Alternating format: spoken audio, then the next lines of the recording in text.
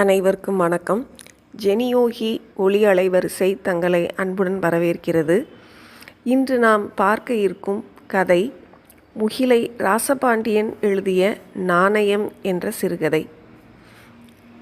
இந்த சிறுகதையில் வரும் சிறுவனின் நேர்மையை தாங்கி நாணயம் என்ற தலைப்பை வைத்துள்ளதாக நான் நினைக்கிறேன். அதிகாலை 5 மணிக்கு சென்னையிலிருந்து கன்னியாகுமரி செல்வதற்காக ஒரு குடும்பம் பேருந்தில் ஏறி அமர்கிறது. தன்னுடைய தகப்பனாருக்கு உடல்நிலை சரியில்லை என்று அவரை காண்பதற்காக கன்னியாகுமரி செல்ல இருக்கிறார். பேருந்தில் ஏறி அமர்கின்றார்கள் குடும்பத்தோடு. அதிகாலை வேளை பகல் பூராம் பயணத்தில் கழியும் என்பதற்காக ஒரு பேப்பர் வாங்கி படித்து கொண்டே செல்லலாம் என்று பேப்பர் போடும் ஒரு சிறுவன் வருபவனை பார்த்து அவனிடம் ஒரு பேப்பர் வாங்குகிறார். வாங்கிவிட்டு 100 ரூபாய் தாளை கொடுக்கிறார். சில்லறை என்று சொல்லும் சிறுவன், இருங்க கொஞ்ச நேரத்தில் சில்லறை கொண்டு வந்து விடுகிறேன் என்று சொல்லிவிட்டு ரூபாயை வாங்கிவிட்டு சென்று விடுகிறான். பேப்பரை வாசித்து கொண்டிருப்பவருக்கு திரும்பி பார்க்கிறார். சிறுவன் வருவது போல தெரியவில்லை. அவரோடு பக்கத்து சீட்டில் அமர்ந்திருப்பவரும் இவரை பார்க்கிறார். மனைவியும் இவரை பார்க்கிறார். நேரம் ஆக ஆக இவருக்கு ஐயோ, சிறுவன் நம்மை ஏமாற்றிவிட்டு சென்று விட்டானோ என்று நினைக்க ஆரம்பிக்கிறார். மனைவி இவருடைய முகத்தை பார்த்து கொண்டே இருக்கிறார். அதே நேரம் டிரைவர் பஸ்ஸை எடுப்பதற்காக டிரைவர் சீட்டில் வந்து அமர்கிறார். இவர் பஸ்ஸின் ஜன்னல் வழியாக வெளியே எட்டி பார்க்கிறார். பேருந்து நிலைய கடைகளில் பார்க்கிறார். சிறுவன் தென்படுகிறானா என்று. சிறுவன் இருப்பதாக தெரியவில்லை.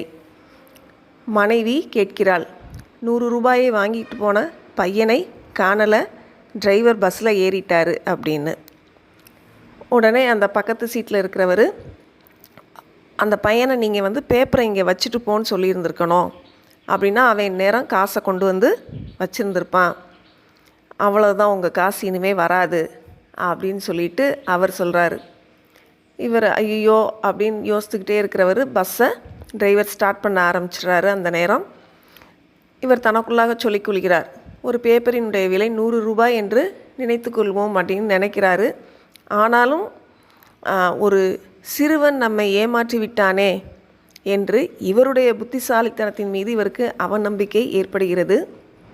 உடனே முன் சீட்டுக்காரர் சொல்கிறார், காந்தி கணக்கு என்று வைத்துக்கொள்ளுங்கள் அப்படின்னு சொல்கிறார். இப்படி ஒவ்வொருத்தரும் ஒவ்வொரு மாதிரி சொன்ன உடனே அவருக்கு கொஞ்சம் அவமானமாக போய்விட்டது. அப்போது கண்டக்டரும் வந்து விடுகிறார். டிரைவரும் கண்டக்டரும் பேசி பஸ்ஸை எடுக்க ஆரம்பிக்கிறார்கள். பஸ் மெதுவாக நகல ஆரம்பிக்கிறது. அப்பொழுது ஒருவர் பேருந்தில் ஏறுகிறார். ஏறிய உடனே திருப்பி பேருந்து மெதுவாக வேகம் எடுக்கிறது. அந்த நேரம் அந்த பையன் வேகமாக பேப்பரை ஆட்டிக்கொண்டே பேருந்தை நிறுத்துங்கள் என்று சொல்லிக்கொண்டு ஓடி வருகிறான். அப்பொழுது இவர் எட்டி பார்க்கிறார். அந்த பையன் வேகமாக ஓடி வருகிறான். அவன் ஓடி வரும் வேகத்தில் பக்கத்தில் இருக்கிற போஸ்ட் கம்பத்தில் மோதி அவனுடைய பேப்பர் எல்லாம் கீழே விழுகிறது. அதை கூட எடுக்காமல் வேகமாக ஓடி வந்து, சார் இந்தாங்க உங்கள் பணம் என்று சொல்லி 9 10 ரூபாய் நோட்டுகளை கொடுக்கிறான். அவன் ஓடி வந்த வேகத்தை பார்த்து இவருடைய உள்மனம் கலங்குகிறது. அவனிடம் ரூபாயை வாங்கும்போது இவருடைய கையில் இருந்த பேப்பர் கீழே நழுவி விழுகிறது. போதும்பா, மீதி சில்லறையை நீயே வச்சுக்க என்று சொல்வதை கூட அவன் கவனிக்கவில்லை. அவசரமாக பாக்கெட்டில் இருந்த சில்லறைகளையும் எடுத்து அவன் ஜன்னல் வழியாக பஸ்ஸுக்குள் தூக்கி போடுகிறான். பணத்தை கொடுத்த நிம்மதியுடன் அவன் பேப்பர் கீழே விழுந்து கிடந்த இடத்தை நோக்கி நடந்து செல்கிறான். பேப்பர் காற்றில் படபடத்தபடி ஆடிக்கொண்டிருக்கிறது. அவனை பார்க்கும் பொழுது இவருக்கு மனம் அவமானத்தால் சிரித்து போகிறது. ஆனால் எதிர் சீட்டில் இருப்பவரோ இதை பற்றி கொஞ்சம் கூட கவலைப்படாமல் கீழே கிடந்த இவருடைய பேப்பரை எடுத்து படித்து கொண்டிருக்கிறார். அப்பொழுது இவருக்கு ஒரு எண்ணம் தோன்றுகிறது. அந்த பேப்பர் பையனின் முகத்தில் காலம் எல்லாம் தங்களுக்காகவே உழைத்த அவருடைய தந்தையாரின் முகம் தெரிகிறது என்று ஆசிரியர் கதையை முடிக்கிறார். அந்த நாணயம் என்ற தலைப்புக்கு ஏற்றதை போல அந்த சிறுவன் தன்னுடைய நேர்மையை காட்டுகிறான். இவருக்குள் அந்த சிறுவனை தவறாக நினைத்த அந்த அவமான உணர்வு தாக்குகிறது. யாரையும் நாம் அவ்வளவு சீக்கிரம் தவறாக எடை போட்டு விடக்கூடாது என்பதை அறியலாம். நேர்மையாக இருந்தால் அதற்கு கிடைத்த உன்னதமான பரிசு என்ன என்பதையும் நாம் இக்கதையின் மூலம் தெரிந்து கொள்ளலாம்.